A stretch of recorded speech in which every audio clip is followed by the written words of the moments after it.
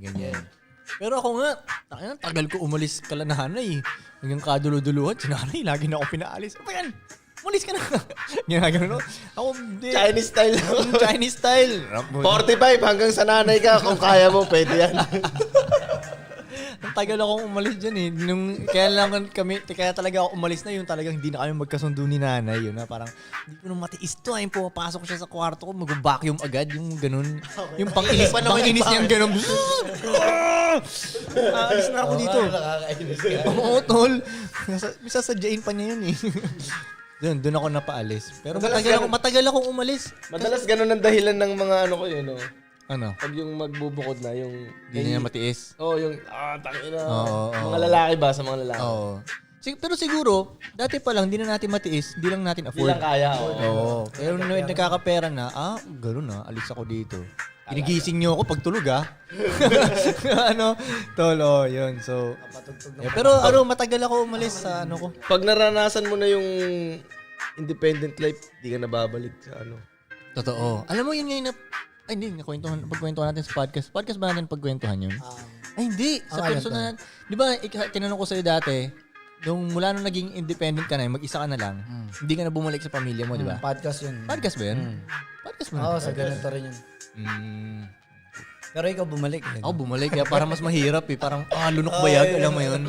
Ganun lunok bayag siya, nakakainis. Kakahiya ba? Parang, alam ko yung iniisip nila nanay eh. Parang, alis. Kala ko ba? Parang, balik-balik mo na. Balik-balik ka dito. Parang gano'n. Dati nahuhuli niya pa ako. Di ba? Hindi na ako nakatira sa kanila. Hintayin ko muna makatulog lahat yan. Pag tulog na, sneak in ako sa bahay, kukuha ko mga ulam. Kukuha ko mga bena sausage, ganyan. Kaya yun, pang-asar pa ni nanay sa akin yun eh. Sus, mag-isa-isa ka dyan. Sa amin ka rin kumuha ng ulam mo. Parang gano'n. Nakakainis na, ba't di ko ba ayokong sinasabihan ko ng mga gano'n eh. Kaya nagsisikap ako ng todo eh. Para wala silang masabi. Ano ba yung tanong? Sagot ba natin yung tanong? Oo, nasagot. Ano ba yung tanong? Kung nagkakapera na ba, kailangan na bang bumuhod or hindi pa? Para, Sagot natin na ito, kung kaya niya na, diba? Pero kung hindi naman siya pinapaalis. Oo nga, wag. Take advantage. Take advantage, Take advantage, lang. no? Oo. Para sa... Parenovate Pero, babae. pero sa tingin ko Pag tol, hindi ka talaga pinapaalis tol, wag kang... pero wag siyang pabigat doon. Hindi, Feeling ko wag siyang pabigat. Ang mangyayari kasi nun, Koy, kung di naman siya aalis, ma-take over na yung bahay.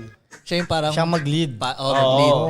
Pagandahin mo na yung bahay niyo. Oo. Pero hindi ka na nga pinapaalis. Pagandahin? Bakit? Hindi naman, kumbaga, pakonsuelo mo na kay mama. Ay, hindi naman ayusin lang ba? Ako para sa akin, maging ano lang siya eh. Mabuting anak. Pero ngayon, kumbaga, wala ka ng trabaho. Kung wala ka... Palamunin ka pa doon. maglinis-linis ka man lang dyan, no? Tapos ikaw pa yung wala na kanin! Magagaga. Paboritong anak eh. Di ba may mga ganun, mga paboritong anak? Yun na nga eh, no? Paboritong anak, hindi napapagalitan. Okay lang yan, magstay ka dyan basta hindi ka, pabigat. Question.